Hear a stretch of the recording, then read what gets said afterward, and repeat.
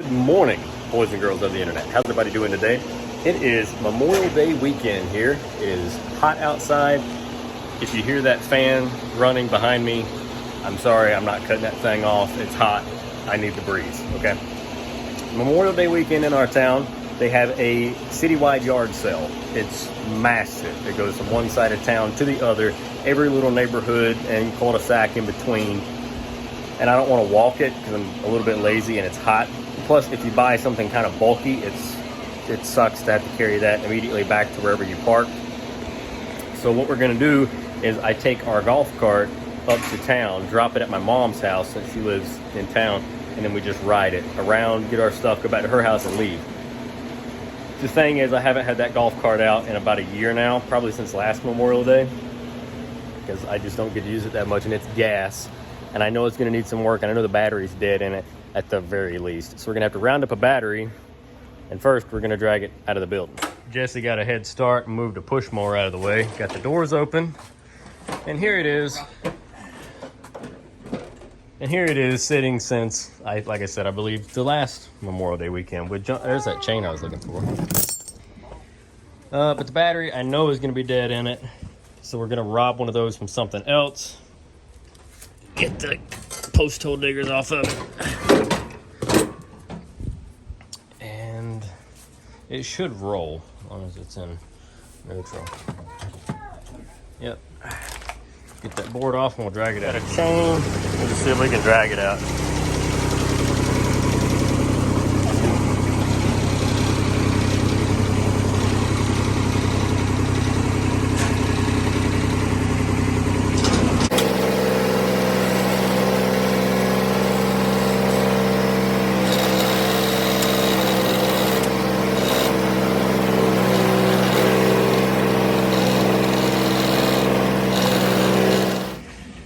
This has a pull one of those. I can't do both and hold the camera. There we are. This has a Hyundai motor on it. Oh no, Suzuki. 8.5 Suzuki. That's what it was. And no air breather on it because it leaks fuel. And I've tried doing pinch clamps on the wires and adding extra filters, putting loops in line, and it still just does the same thing. 2012 battery, it's finally bit the dust, so we're gonna rob the one out of the truck, throw it in there, and it should just start right up, actually. But fun fact, besides taking this battery out to charge it multiple times, that's the battery that came in the golf cart when I bought this thing years ago, 2012. And I guarantee you I could charge that thing up again, and it would work again. So, that was a good battery. What brand is that? Autocraft. Got over a decade out of that battery. So let's go rob one out of the truck now. I'm gonna follow it. But this truck still has the Christmas wreath on it because that's the last time I messed with it. And it has a battery from 2020. So, and this truck is amazing about not draining batteries. So it's a 360 truck. 4-speed. I don't even know if I ever made videos of this thing. I feel like it was in a couple videos. Maybe not. I don't know. And our battery is in and as tight as I'm going to make those terminals. You can guess how tight that is. I don't have my keys. But I was pretty good about leaving a key like this in here. And if you wiggle it just right, you can turn the, like that. Ta-da! Who's gonna steal this piece of junk anyway? Now, I need to try to figure out, all right, we're in neutral, pull the choke out. Oh yeah.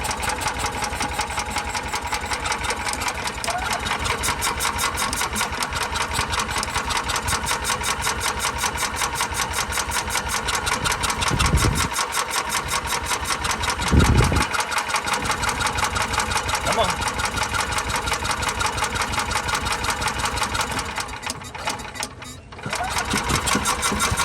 Oh, almost.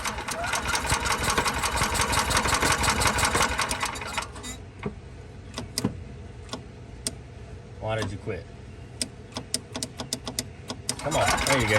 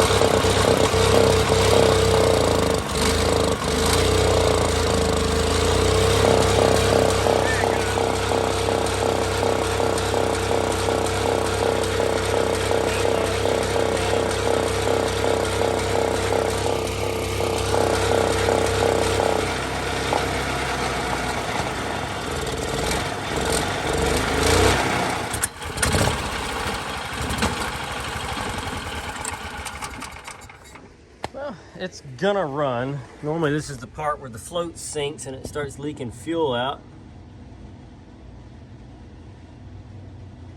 It reeks of gas. Also, our fuel pump is wet over here in a couple places, so we're just gonna pretend we didn't see that right now. Is it flooded yet? Nope, hasn't flooded yet, but it will, don't worry.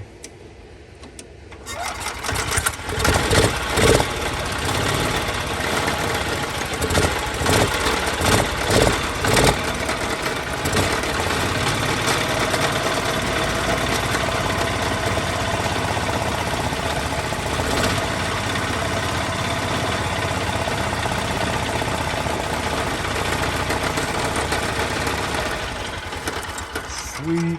Something else we need to check. This thing had a problem. It was getting fuel in the gas. I said that backwards. Fuel in the oil because of that sinking float. And sure enough, it looks like it's way over full and it reeks of gas. So we might drain this out and dump some oil in it. Try to keep from washing the bearings out. I'd like to Predator swap this thing because this motor has just been a headache since I got it. I don't care about the auto start stuff and all that. If I could just turn a key, start an engine, I would be fine with that. So Predator swap is probably what's going to happen to this thing in the future, just because this is freaking annoying. Again, so we're right below the max line, but it still has the smell of gas. So it's not near as overfull as we thought, but there's definitely some fuel contamination in that oil. So let's pull it in the building over here, jack it up, drain all that crap out. Carburetor, is it leaking yet? Because normally it's leaking by now. Let's see. Oh yeah, see? Absolutely pouring.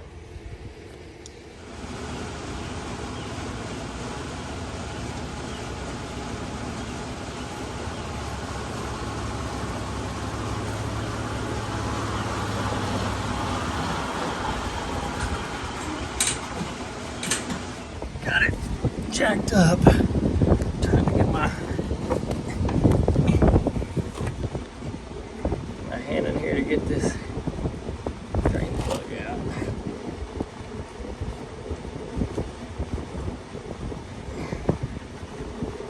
Almost.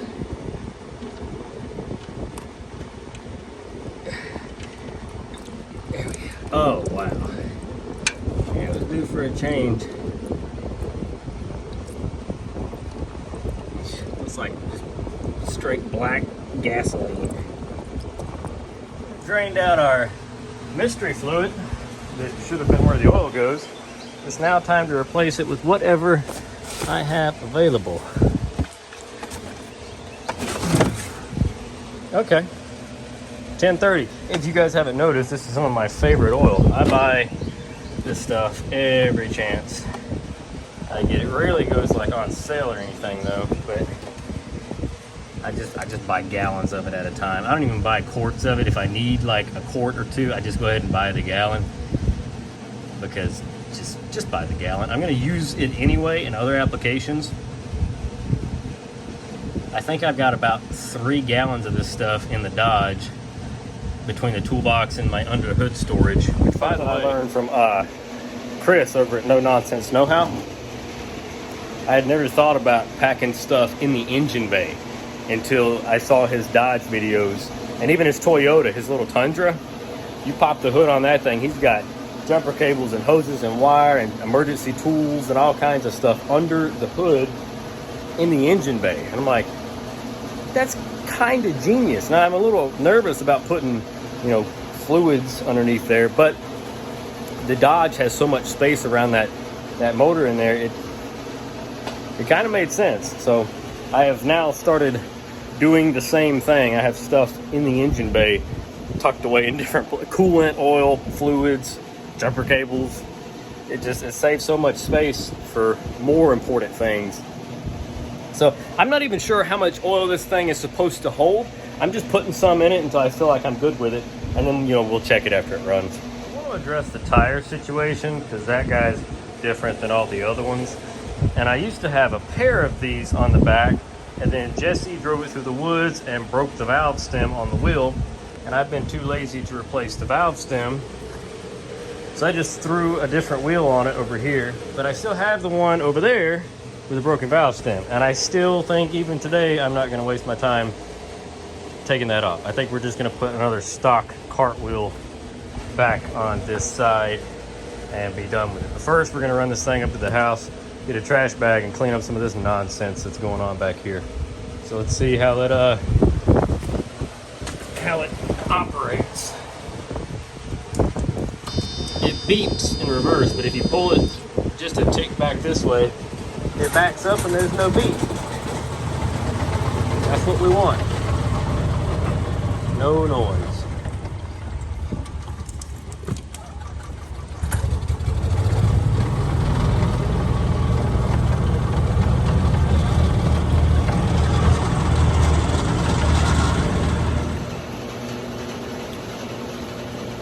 Big transition right there, wasn't it? So 1 minute we're riding the golf cart around through the backyard, about to go clean it up and empty the bed out. And the next minute it's on fire in the middle of my yard. So the carburetor leaked, we knew it leaked, I knew it leaked. It's leaked since I bought the damn thing. The needle and seat is bad and I can't find a replacement. And then the motor was nice and hot when I parked it to go help Cody change out a reese hitch. So in the time that it took me to change the reese hitch, all the leaking fuel ignited because it was hot. It burned underneath the seat. There's Charlie. What are you doing, bud? It burned underneath the seat and it burned some of the wiring and mostly the carburetor area and fuel line, shit like that. So that's what we're gonna take care of today. I read a whole bunch of forums online, found one that had a link for a carburetor that was not the same but compatible. We're gonna see how that works out. This is a Suzuki or a Hyundai engine. It's some funky little engine. Oh no, the golf cart's made by Suzuki, or no, the golf cart's made by Hyundai with easy-go parts, and the engine is made by Suzuki. I think that's, or Subaru, one of the two. Either way, that's what it is. We're gonna put this carburetor on and see if we can't salvage this golf cart. Oh, it also burnt these shifter linkages that go from forward to reverse. So it's kind of got like a big neutral and then forward, and then the cable doesn't move anywhere else. So unfortunately, it doesn't look like it's gonna be able to back up anytime soon, but I should be able to manually turn the thing and make it go forward, which is all we really care about for this piece of junk anymore. If it doesn't work, we'll take it to the scrapyard, won't we, Charlie? We'll take it to the scrapyard. Oh, and for those of you wondering, I did get the bed cleaned out. I think Jesse put this here. It's an exhaust manifold for a Civic, and then a strut tower brace bar thing, probably also for a Civic. Anyway, I did get the bed cleaned out though. Also, underneath here, it doesn't look as bad as I remember. Hang on. Doesn't look as bad as I remember. Most of the burn stuff is right here. These cables, I got the choke one, which is here, to move again, but the throttle, which is back here and burned, does not move. The gear selector does not move.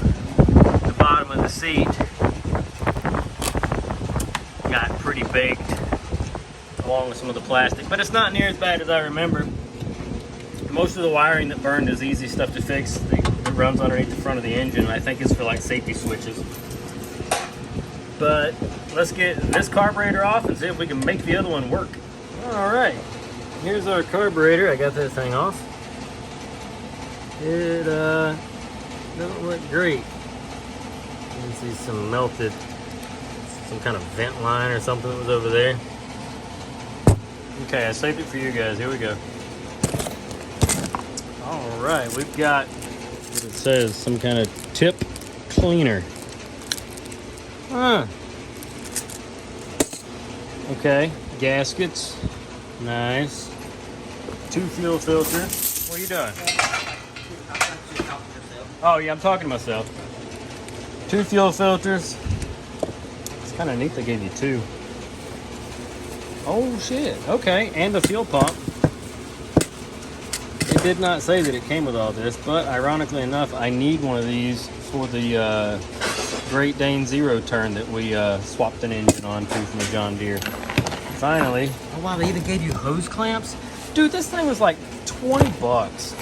And I got more stuff in here That just means the carburetor is totally not going to work. That's why it's so good right now.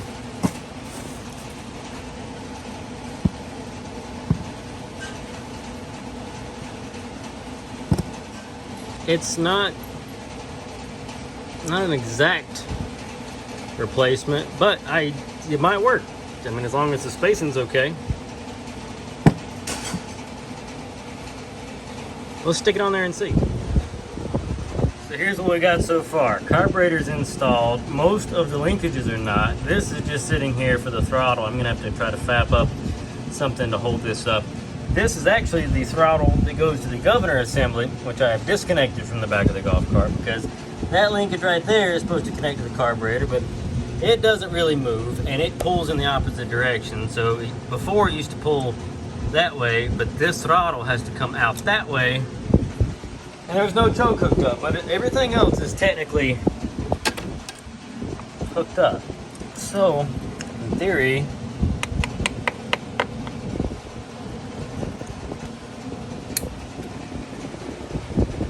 I only have one burnt wire down there. I've just got it finger tied back together for the moment. Okay, hold on. So since I don't really have much control over the gear and what gear it goes into, I got the back all jacked up off the ground and shit. So let's just see. I don't have a choke, so I'm gonna have to manually turn and hold that, but hell, that hits the damn throttle. Alright, we'll see how it goes. Contact!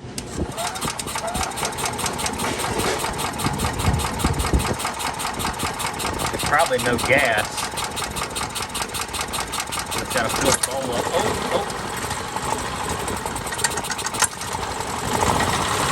Oh!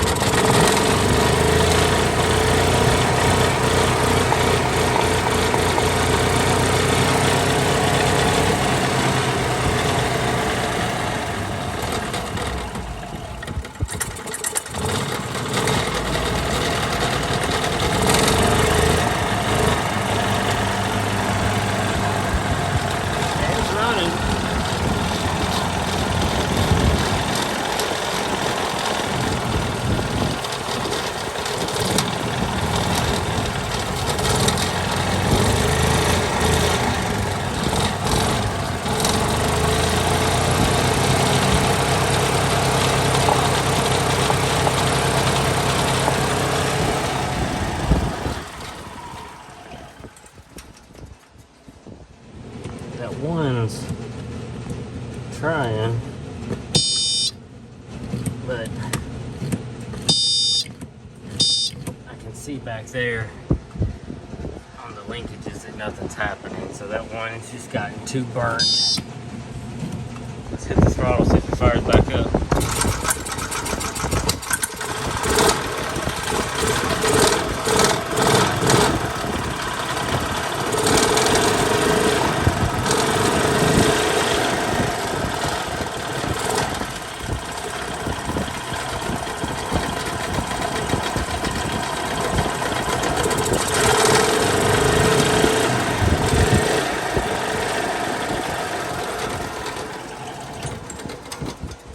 Didn't immediately come to life.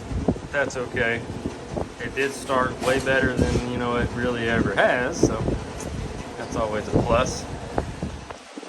Here is our semi-final product. So I remembered that this has a freaking dump bed that I don't ever use, and if you tilt it up you gain even more access. So that was stupid. I don't know why I didn't do that before. But carburetor's in, everything's hooked up. I've got zip ties spacing out my throttle cable linkage. I've got the governor zip tied forward, and I don't know how I like that yet, because I know the governor's got to go all the way one direction, but I don't know. I don't want to just let it float, but I also don't know if I need to pull it all the way forward. That's the way the cable pulled it, but then the governor pulled it back. I'm not sure. All right, let's see. get this thing out here, go for a rip. Okay.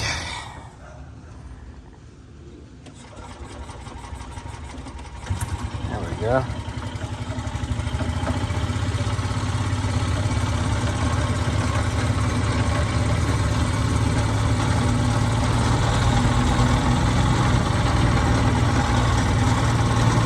This motor has always been noisy. The whole time I've owned it. It and the whole belt torque converter clutch assembly is noisy as well. But I don't know what I can get one off of. I don't know if it can just come off of anything or how that works.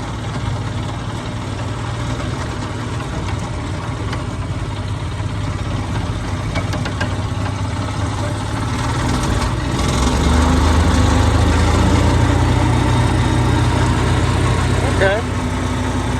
Well, ain't too bad.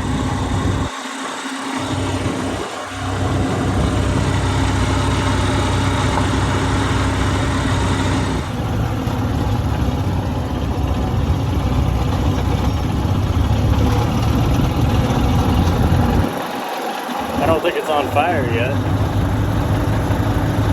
That made me nervous. I did smell something. I don't know if you can see the smoke right there. They're burning something in their backyard. I was like, oh my God, this thing's about to burn down. So something in that governor still works. It might have some sort of electronic governor. I really don't know. I don't know how the system works. I know it shuts off when you let off the accelerator by killing spark. Had one final repair to make in here.